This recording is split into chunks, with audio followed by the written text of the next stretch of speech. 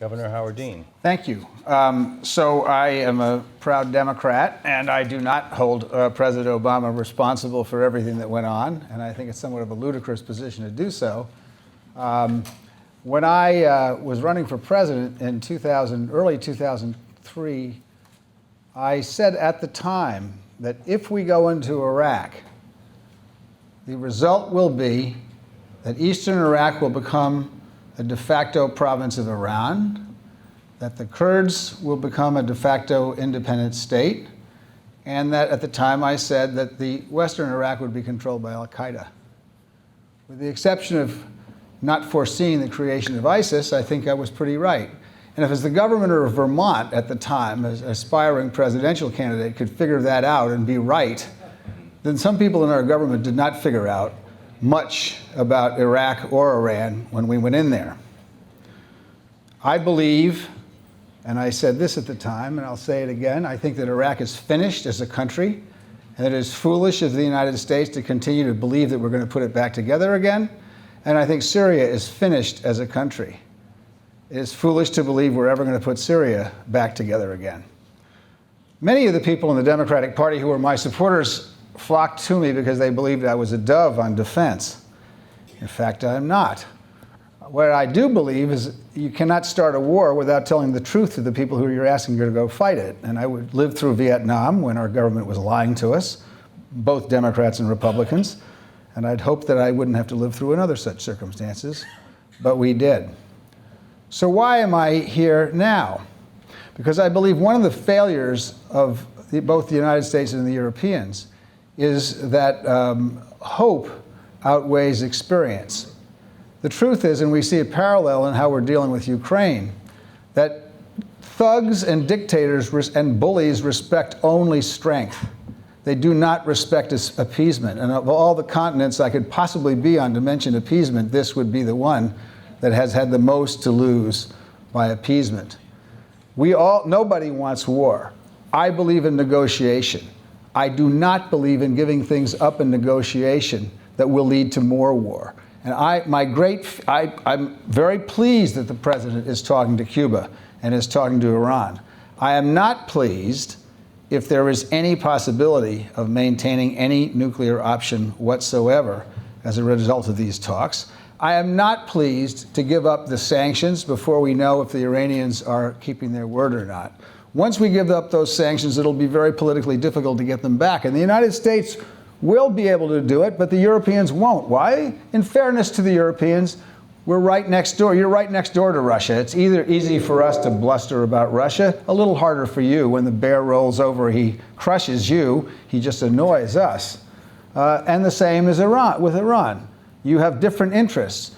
Germany does a tremendous amount of business and has for a long time with Iran. So I don't want to hold Europeans to a different standard and claim it's not easier for us.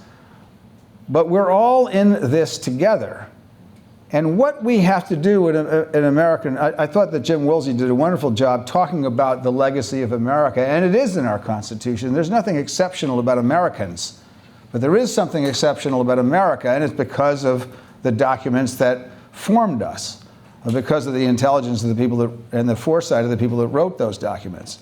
And I think it's very important for us to understand that and the EU is now leading the way in human rights. Your human rights laws are better. Your protection for labor is better. Your protection for the environment is better. You do many things very, very well, although some would argue that your regulations could be slightly slimmed down. We are together, the United States and Europe, in standing up for human rights. And there cannot be compromise in standing up for human rights. There must never be compromise. You cannot give away human rights. It was a wonderful exchange between Lyndon Johnson and Martin Luther King during the civil rights era in the United States. When Martin Johnson said, "You can't push me anymore, I can't do more, the time isn't right." And King said, "If not now, when?" We cannot ask the Iranian people to give up any additional rights in order to get some objective which may never be reached, and I believe is naive to think that this is an Iranian government that is going to be in favor of anything to do with human rights. Human rights are not of value in the Iranian government. And here's why. I teach an American foreign policy course at Yale, and I had an Iranian expat as my teaching assistant, and I learned a tremendous amount. They actually do have, in Iran, a government of checks and balances. They do. If you look at the org chart, it's incredibly complicated.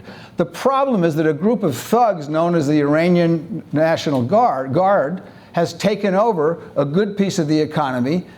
Nothing that we do, any amount of money that America allows Iran to get as a result of lifting the sanctions, is going to the IRGC. And that money will not only be used to continue the lifestyle of the people in the leadership, it will be funneled into places like Iraq to destabilize them further. It will be funneled into places like Syria to destabilize it further. It will be funneled into Yemen. All we can do is by settling with Iran for a deal that it does not protect human rights, is make people miserable, not just in Iraq, which we've already succeeded in doing, not just in Syria, not just in Iran, but spread the misery to the entire Middle East.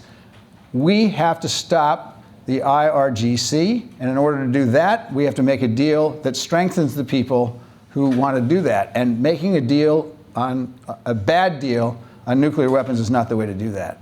So I actually am not interested in a big partisan fight about whose fault all of this is, but I am interested in not making it worse.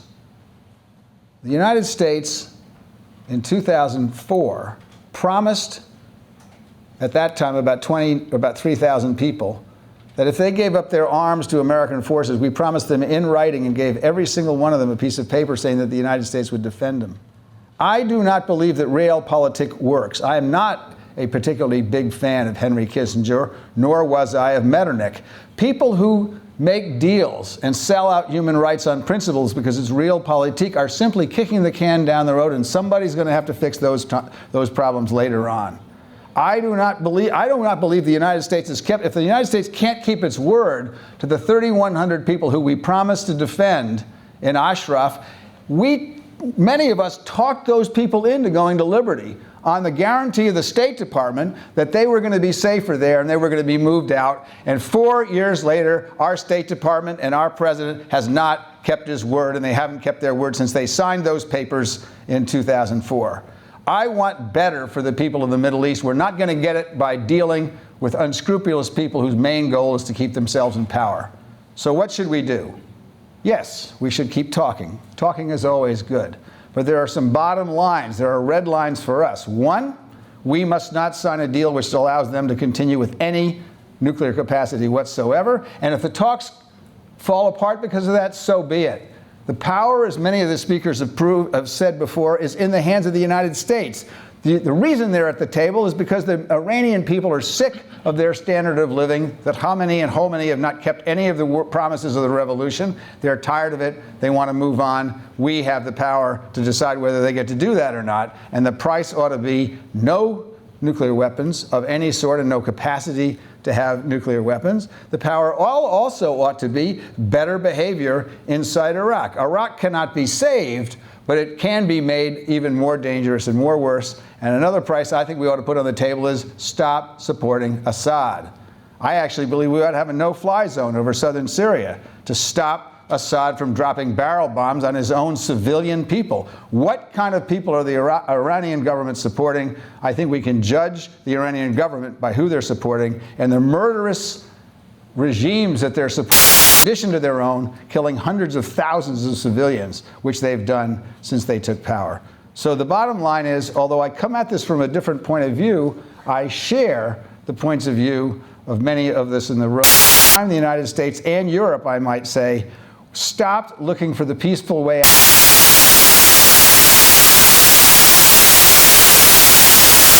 The entire world. That is our mission on Earth, and I think we ought to take that mission seriously. Can we get everything we want? No. But we can get a much better deal than what I can read about in the New York Times, where we're headed. And I personally believe now is the time to walk away from the table. We'll be back at the table because the Iranian people are going to demand that their government does so.